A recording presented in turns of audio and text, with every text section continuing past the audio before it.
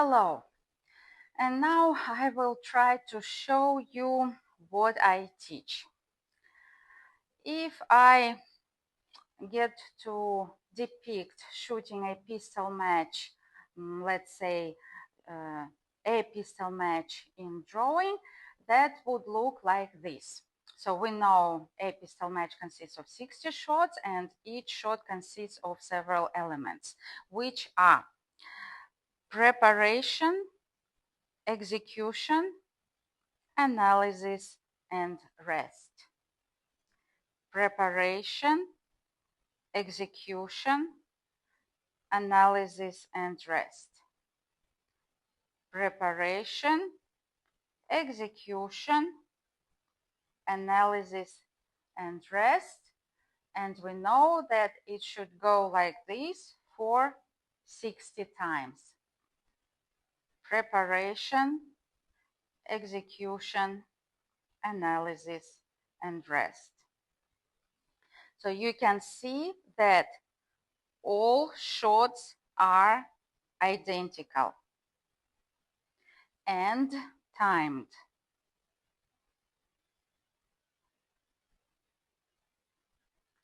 Right? They all have their start and finish point, so almost like a separate cycle. So that's how I can show shots, how I can depict shots. But what do we do between shots? We think, and we think a lot.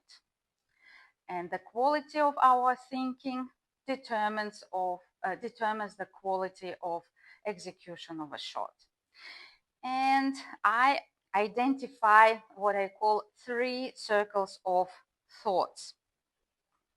So that's what we do between shots.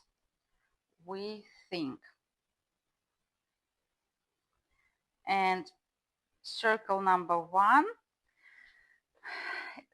it's all thoughts but shooting.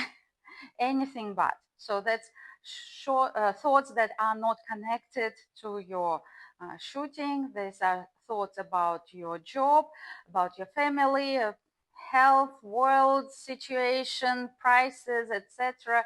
So anything that is not connected with shooting. And in fact, during match, brain bombards us with such thoughts. Don't you agree? It's because brain is lazy and it doesn't want to work hard. It doesn't want to do hard work. Okay, that's the same.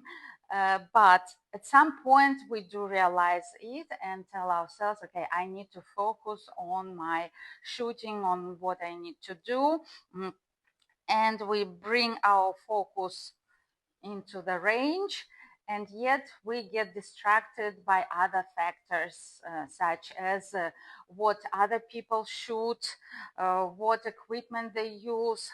If there is a scoreboard at the range, it's very distracting. If people talk behind you, that distracts us.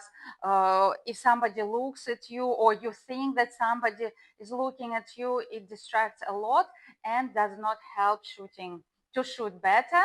So, and again, we then tell ourselves when we see that shooting is not going well, then we tell ourselves, okay, I need to focus on my process. So kind of circle number 3, in fact, it is circle number 1. It's where we need to zoom in all our thoughts and focus on what we need to do right here, right now, how to prepare for a shot. And we need to have a certain discipline to do it not once, not twice, but for as many shots as necessary. So, and I teach all of it, right? So before I start teaching you these tips and tricks on how to prepare for a shot, how to train your discipline, what to think between shots, how to erase your thoughts, irrelevant thoughts, and install the correct ones. So even before that, I teach you shot process. That's the first thing that I need to make sure that you know and you have faith in. It is your short process, which consists of 10 elements, such as your position, gripping, breathing, holding, aiming, triggering, follow through, yeah, etc. And so I need to teach you this, the first thing that I teach. Then preparation for a shot or pre-shot routine becomes an 11th element, so a separate element itself, which takes maybe years to discover and master. So then I start teaching you the methods and techniques and tools on how to focus, how concentrate, and basically yes, how to zoom in those thoughts, right? So at my training session, this graph has more information. I explain more on how it works, and some of my shooters called it a sore tooth graph. But again, this is just a fracture of what I teach, because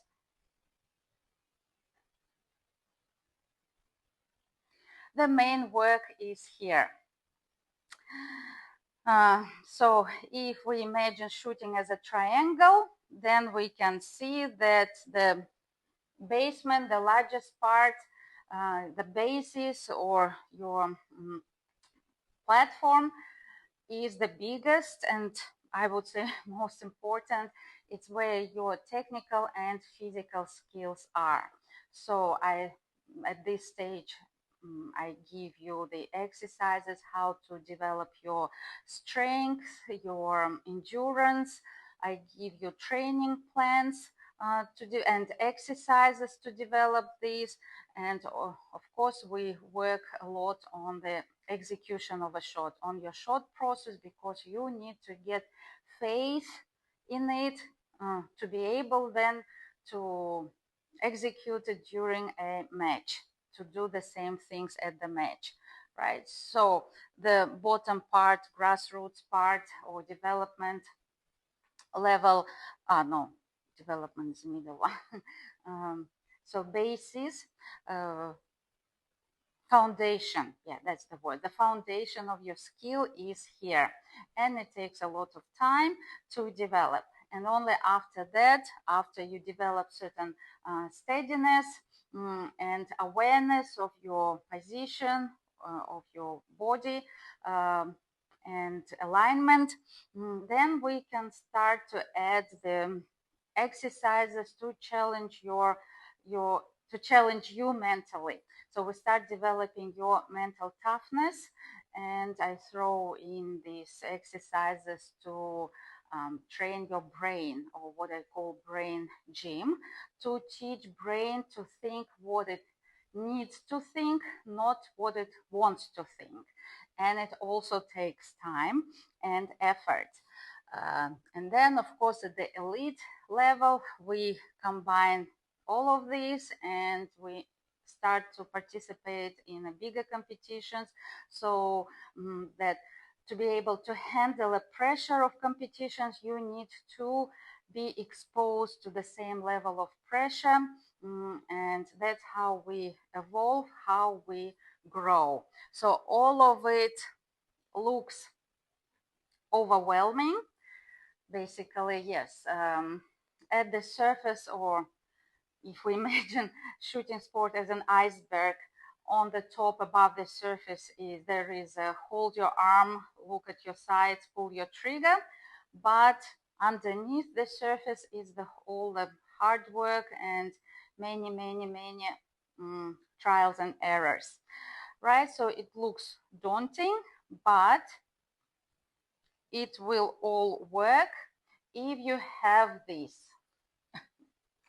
If you have your goal, if you have your dream, everything will become much easier. Everything will start to make sense, and you will evolve and grow towards your goal and develop into interesting shooter, going through the very, very interesting paths of self-development, right? And I will be happy to share all of this with you, right?